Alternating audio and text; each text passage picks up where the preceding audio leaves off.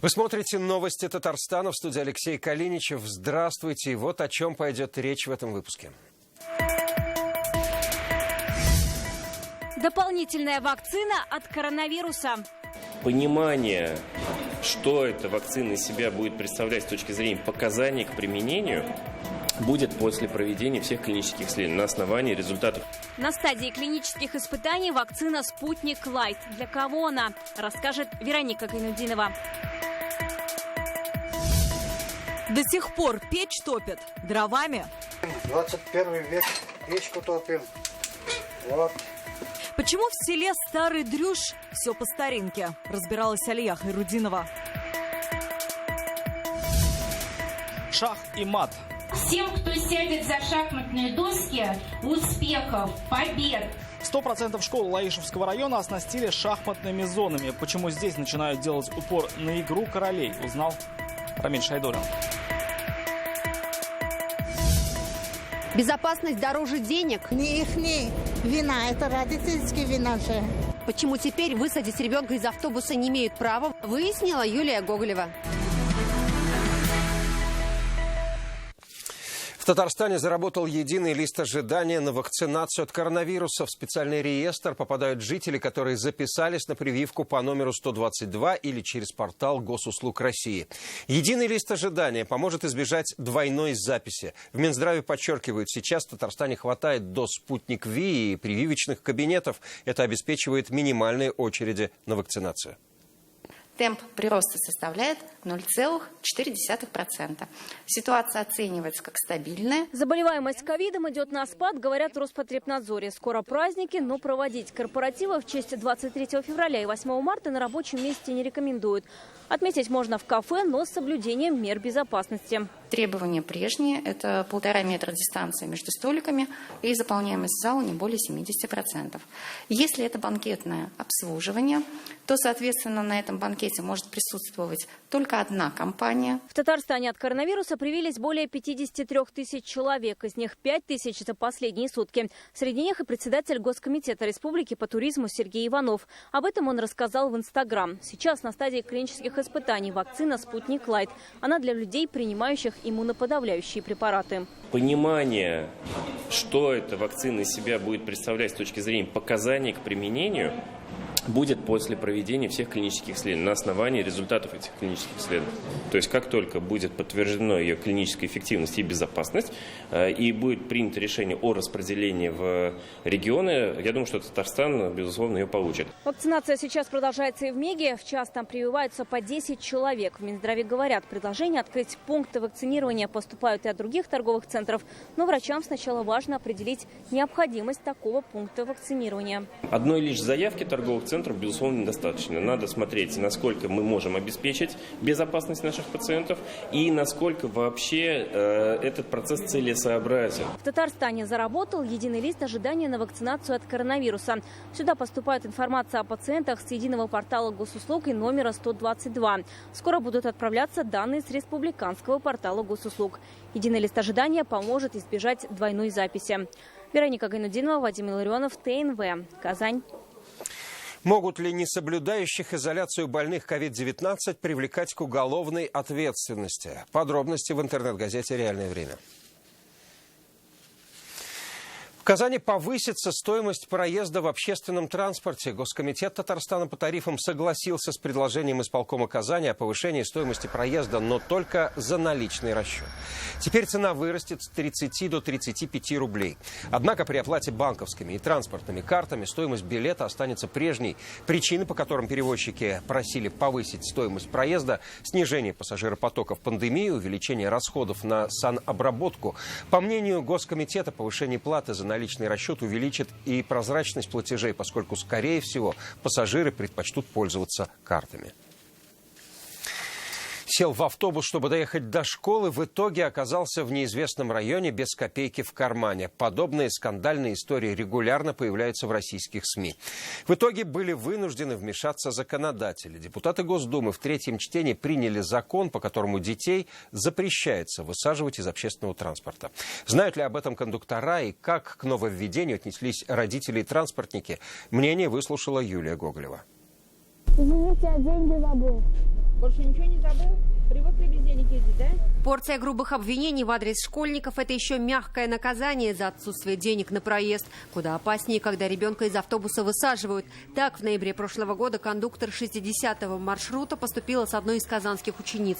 Девочка оказалась в чужом районе с разряженным телефоном. И этот случай, увы, не единичный. Мой друг, он тоже мой одноклассник. Он, считай, зашел в автобус и не имел при себе карточки. К сожалению, дома забыл. Начали кричать и, конечно, выкинули просто с автобуса.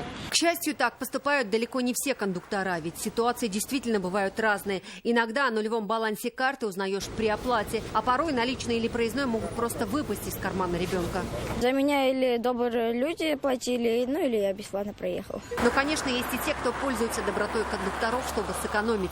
На первый раз или второй раз, ладно, я прощаю, заходи, а на следующий раз не буду пускать. Родители нарочно не хотят платить. Или пустую карточку дают они. Но мне что делать? Мне жалко их. Вопрос, жалеть или не жалеть, скоро потеряет актуальность. Законопроект о запрете на высаживание детей депутаты Госдумы утвердили в третьем чтении. Теперь слово за президентом. Как только документ будет подписан, наказание может грозить уже кондукторам, которые не вошли в положение безбилетных школьников. Новые правила проезда детей касаются не только автобусов, троллейбусов, трамваев, но и электричек. Оказаться высаженным на незнакомой платформе вблизи леса для ребенка, пусть даже старшеклассника, большой стресс и опасность. Неприятно, когда ребенку говорят: у тебя там нет денег, давай выходи. Понятно, взрослые, а дети-то у них же, они зависят полностью от родителей. Большинство родителей новому законопроекту, конечно, рады, но все ли будут, как и раньше, исправно пополнять транспортные карты ребенка? Зависит от совести каждого родителя, сложно сказать. В мороз, на самом деле, высаживать детей как-то несправедливо. Ну а что поделать? Жизнь. Всякие родители есть и всякие. Каждый думает по-своему. Вроде бы благое дело, это было вызвано тем, что в морозную погоду высаживают детей. Это может послужить лазейкой для недобросовестных и пассажиров, и родителей. Могут детям сказать: не плати, все равно тебя не высадят, сможешь доехать. Могут денег не давать на оплату проезда. Немало вопросов к новому законопроекту и у городских перевозчиков. Что делать, если студент говорит, что еще школьник не оплачивает проезд, при этом документа с собой у него нет? И кто будет компенсировать убытки от безбилетников? Возьмем условно, ребенок 14 лет не оплачивает проезд. Услуга оказана, довезли куда нужно. Кто заплатит за проезд? Владимир Путин еще не подписал закон об автобусах в Казани. Мы уже фиксируем увеличение количества детей, у кого нет денег за проезд. Отговорки разные. Например, вчера двойку получил, мама денег на проезд не дала. В новом законе не прописана ответственность кондукторов. Непонятно, будут ли наказывать за систематическую езду зайцем. Так что, скорее всего, закон потребует еще немало корректировок. Юлия Гоблева, Вадим Илларионов, ТНВ, Казань. Неприметные, но жизненно важные. Сегодня спасатели отправились к многодетным семьям республики, чтобы установить пожарные извещатели. Президентская программа действует с 2016 года. За это время приборы уже спасли жизни более 100 татарстанцев. Рамиль Галиуллин расскажет, каким образом. Здравствуйте. Семья Латыповых встречает гостей. Сегодня они в числе тех, кому бесплатно ставят пожарные извещатели. Это автономные датчики. Они работают батарейкой кроной. Такому полезному подарку глава семейства очень рад, ведь в доме 15 детей. Проводка загорится. Это же жизнь. Все стареет, все это. Замыкание малейшее или перенагрузка. Вот эти датчики немножко будут оберегать, защищать. Умные приборы в каждой комнате появились и в доме Кашаповых. Своих кровных детей 3. Мы не говорим приемно, мы говорим свои дети. Их у нас 8. Они мало когда что замечают. Поэтому установление вот таких датчиков в семьях, я считаю, очень целесообразным. Многодетные и неблагополучные семьи, а также пенсионеры. Это те, кто на особом контроле МЧС. Сегодня в село Нурлата они приехали вместе с молодежкой ОНФ и добровольной спасательной дружиной.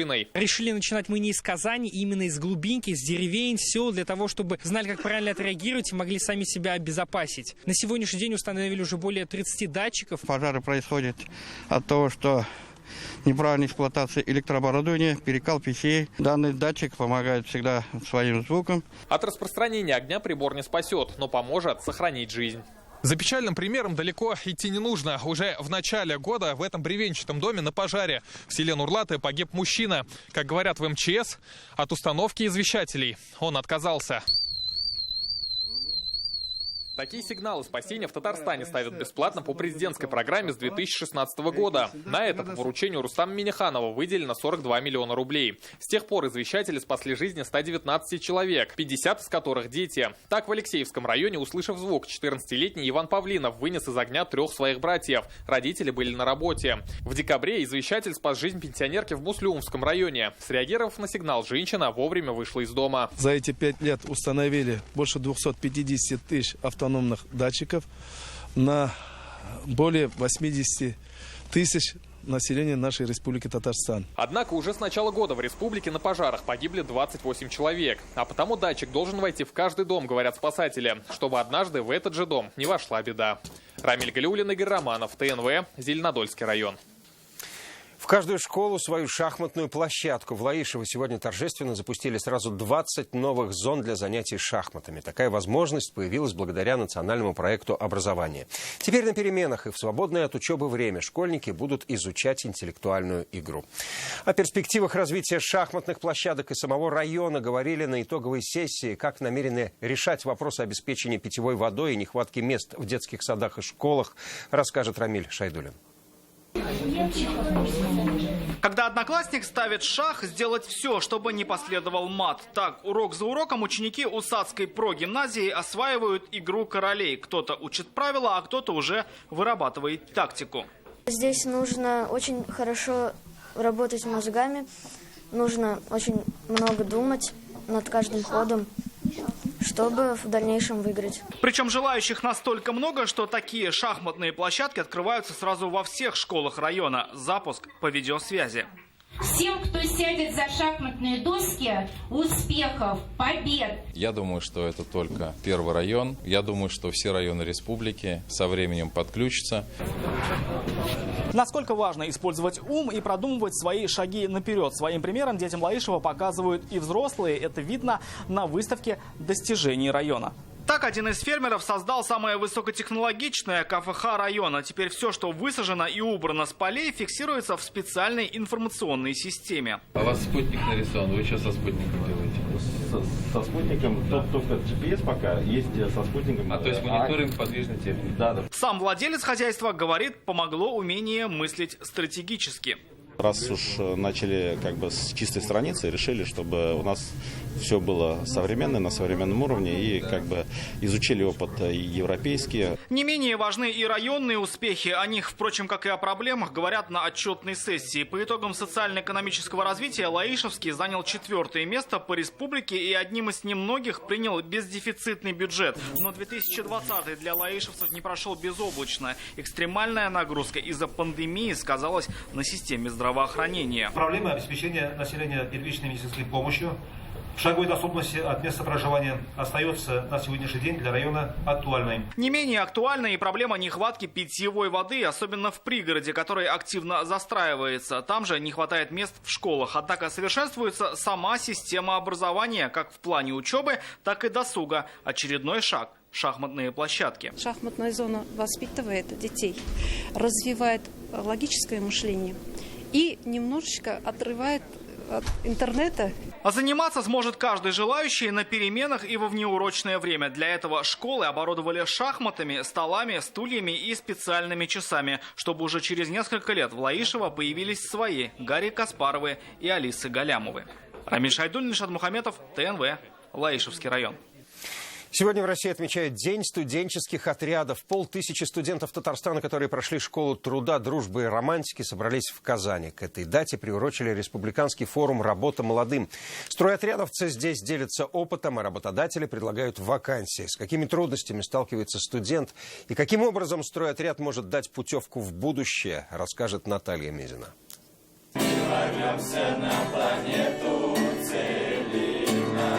Каждый день жизни ребят из стройотряда КГАСУ сложился в строчке этой авторской песни. Четверокурсник Ильнур Софиулин впервые услышал о движении еще в школе, но тогда он и представить не мог, что сам отправится на всероссийские стройки в Челябинск и Якутию. Не секрет, это около 80 тысяч, то есть за 2 месяца Но мы считаем, что это неплохо. И таких ярких примеров сотни. Сегодня их объединил Республиканский форум «Работа молодым». Это масштабная площадка для обмена опытом студотрядовцев и зеленых специалистов. Если вы занимаетесь как раз...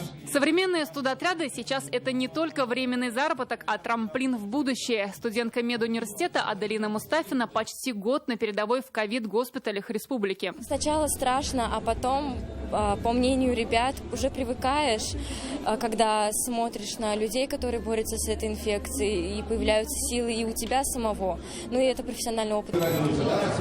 Студентка медуниверситета Ирина Дементьева прошлым летом отправилась в студотряды Крыма, но уже в качестве куратора. Я привезла домой 70 здоровых бойцов.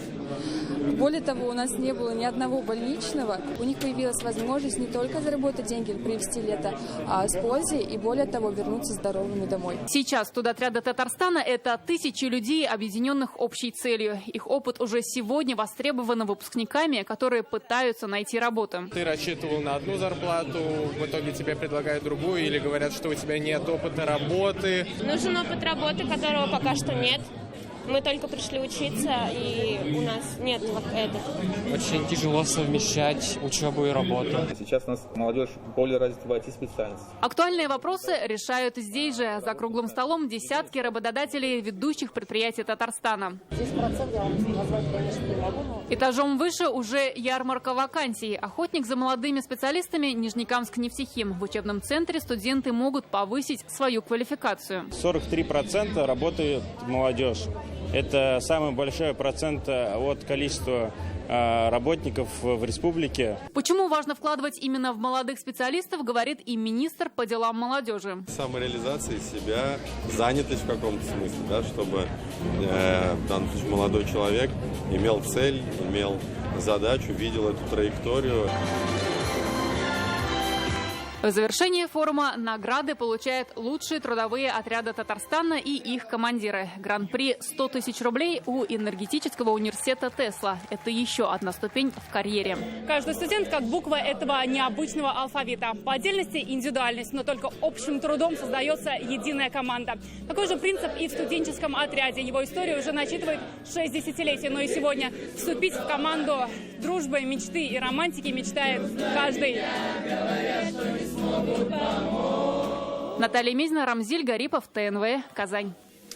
Счет за электричество доходит до 16 тысяч рублей в месяц. В такой ситуации оказались жители села Старый Дрюж Тукаевского района. Чтобы хоть как-то сэкономить, сельчане по старинке топят печь дровами. Так живут уже 8 лет. Именно столько времени на улицу не могут провести голубое топливо. Хотя проект газификации села уже давно утвержден. Что же мешает решить проблему, выясняла Алия Хайруддинова.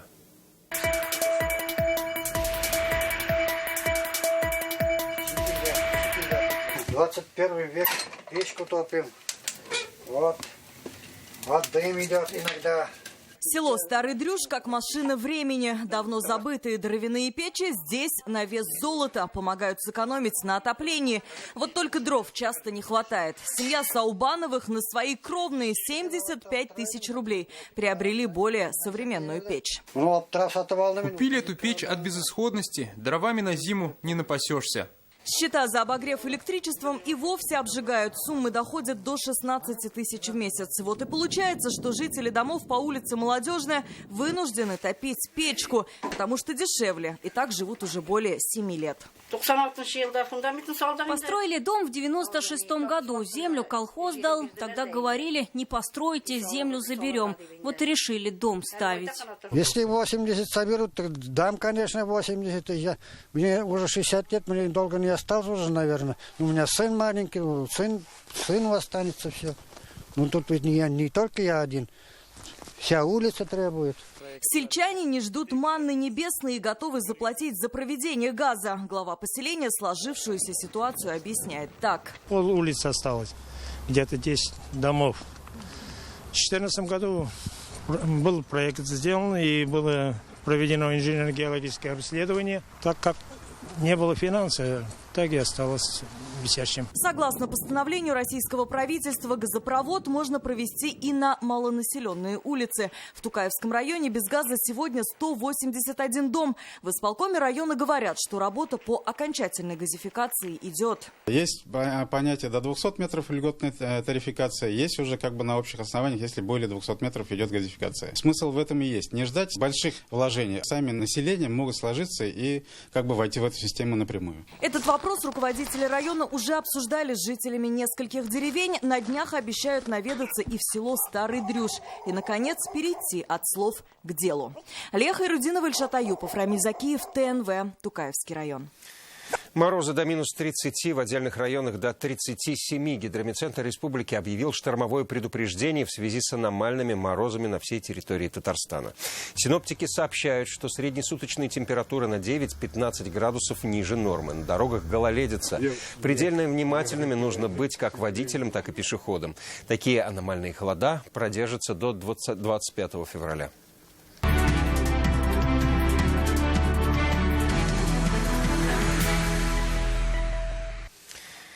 Экологически безопасные вездеходы, разработка кабин для пилотов вертолета и многое другое. Татарстан активно сотрудничает с Московским политехническим университетом. Сегодня в рамках рабочей поездки вуз посетил Рустам Минниханов. Помимо совместных проектов, в политехе обучаются студенты из Татарстана. В общей сложности более 100 человек. Рустаму Минниханову сегодня показали проектно-производственные мощности университета. В их числе лаборатория композитных материалов, электробайков, спортивных автомобилей и многое другое. Аэроволга – это самолет Ла-8, гидросамолет – это совместная, собственно говоря, работа. Вот. Осмотрел президент и аудиторию научно-промышленного дизайна. Позже на встрече с ректором Политехнического университета Рустам Минниханов обсудил дальнейшее сотрудничество с вузом, в частности с Иннополисом. Президент пообщался и с ребятами из Татарстана. Когда говорят, что наши студенты там едут учиться в Москву, Санкт-Петербург, главное, чтобы они куда-нибудь другое место. Это лучшие вузы нашей страны. Поэтому другое дело, сможем ли мы заинтересовать вас и вернуть. И сегодня в Москве состоялась встреча Рустама Минниханова с журналистами. Хорошая традиция, когда представители федеральных СМИ встречаются в медиаклубе с президентом. Рустам Минниханов 1,5 часа отвечал на самые разные вопросы. О спорте, восстановлении исторической памяти, перспективах развития экономики республики в условиях ковид. Как стало известно, в этом году в Казани пройдет заседание комитета по присуждению международной премии «Глобальная энергия». Как отметили, Татарстан выбран потому, что республика стала центром притяжения всего нового. Говорили сегодня и о перспективах развития масс-медиа. Рустам Минниханов отметил, нужно работать над продвижением своего контента в социальных сетях. Речь зашла и об инвестиционной привлекательности региона. Мы, каждый регион, хотим как-то привлечь инвесторов, хотим привлечь туристов. В этом плане сегодня очень неплохо себя показывают вот те крупные международные мероприятия, даже вот если энергетический форум проведем, особенно спортивные мероприятия, когда много туристов приезжает, он приезжает как болельщик, потом турист. Ведь по большому счету вот 19 год, конечно, прошлый год упали, уже 3,5 миллиона туристов посетило республику. В завершении встречи президент Татарстана наградил журналистов федеральных изданий медалью «Столетия образования ТССР». Памятную награду получила и наша коллега, заместитель генерального директора ТНВ и директор филиала в Москве Дина Газалиева. «Новый век».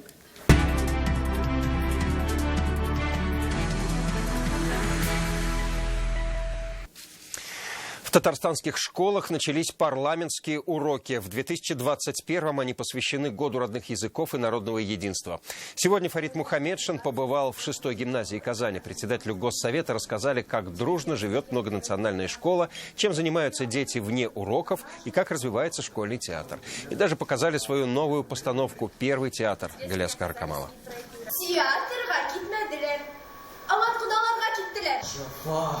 Құдаларға деп генә, аңладың ма? Бар, ішіңде бол. Татарстан – наш общий дом, так называется сам урок. Дети разделились на команды и представили свои проекты. Был и путеводитель по республике. Исторический, этнографический, гастрономический и даже зеленый туризм в Татарстане. И родной язык, оказывается, востребован. И ученые доказывают, что человек, знающий 2, а может 3 языка, он прогрессирует во всем. Его мозг, его мышление, значит, по-новому начинает работать и впитывать в себя все то, что накоплено поколениями. Где провести предстоящие выходные, задаются вопросом татарстанцы и все чаще выбирают внутренний туризм. Мамадыш – один из районов, вошедших в тур «1001 удовольствие за выходные». Всего маршрутов 6. Наша съемочная группа оказалась в числе первых туристов. Они специально сюда приходили за водой, хотя уже в городе были колонки, потому что вода была очень чистая, вкусная. Мамадышский – самый большой район Татарстана с богатой историей и обилием легенд. Вот, например, родник Святая Чаша.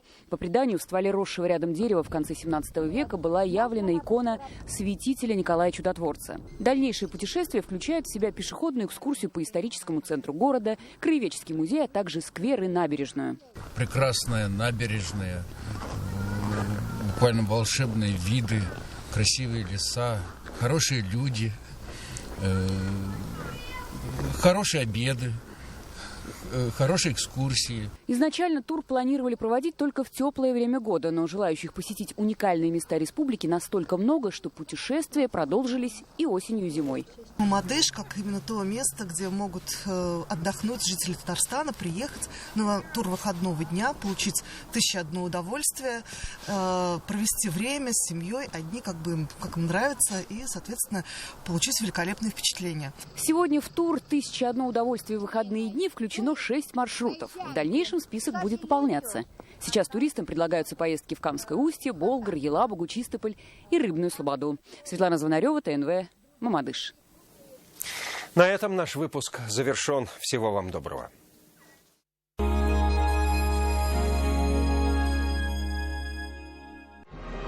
И этот праздник русской речи высокой глубью сотворен, как путь, где трепетные свечи ведут над пропастью времен.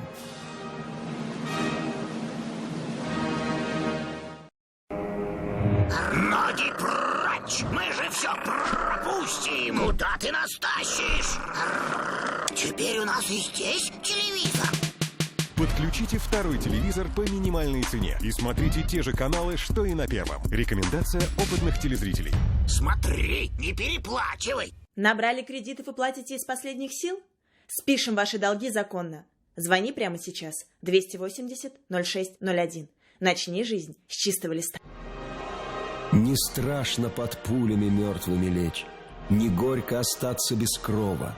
И мы сохраним тебя, русская речь, великое русское слово.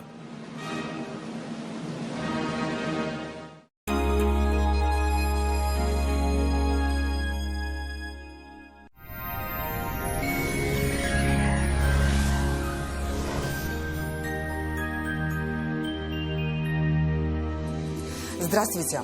Уже февраль близится к своему завершению, а зима не сдает своих позиций. О погоде на 18 февраля чуть позже. Не откладывайте заказ вашего нового шкафа-купе. Закажите его в рассрочку в Данил Мастер. Только до конца февраля доставка, подъем и установка бесплатно. 3D-проект шкафа, день обращения. Звоните 2-167-166. По данным сервиса Яндекс.Погода, в четверг на юго-востоке в Бугульме, Бавлах, Азнакаево переменная облачность, пока без осадков, морозно, особенно ночью, -30. На северо-востоке, в Нижнекамске, Набережных Челнах, Елабуге облачная погода с прояснениями, местами снег. По-прежнему морозно, так что одевайтесь тепло. Сохраняется морозная погода и в Агрызе, Менделеевске, Актаныши. Ночью местами -31. Днем будет теплее, солнце спрячется за облака, местами пройдет снег. На северо-западе, в Арске, в Кукмаре, Балтаси ночью без осадков и очень морозно. Днем местами снег, -17. На юго-западе, в Болгаре, Држаном, Буинске синоптики также обещают снег. Морозная погода пока сохраняется. В центральных районах Чистополе, в Альметьевске, Мамадыше небольшой снег и довольно холодно. Погодные условия пока не спешат меняться в лучшую сторону. Морозы сохраняются еще несколько дней. В предстоящие сутки ожидается аналогичная погода. Избавьтесь от варикоза навсегда. Быстро и без боли. В клинике лазерной хирургии варикоза нет на Достоевского. Вздувшиеся вены, отеки, тяжесть в ногах – это признак варикоза. Образование тромбов – его грозное осложнение. Но решение есть. В клинике варикоза нет на Достоевского акция. Скидка на лазерное лечение до 20%. 212 20 40. В четверг в Казани облачная погода с прояснениями, днем небольшой снег. Ночная температура минус 25, дневная 17 градусов ниже нуля. Ветер восточный, слабый. Атмосферное давление 756 миллиметров ртутного столба, влажность воздуха 75%. Магнитное поле Земли спокойное. На дорогах по-прежнему сохраняется гололедица, местами снежные заносы. Будьте предельно внимательны. О погоде все. В студии была Лейла Латыпова. Всего доброго и до свидания.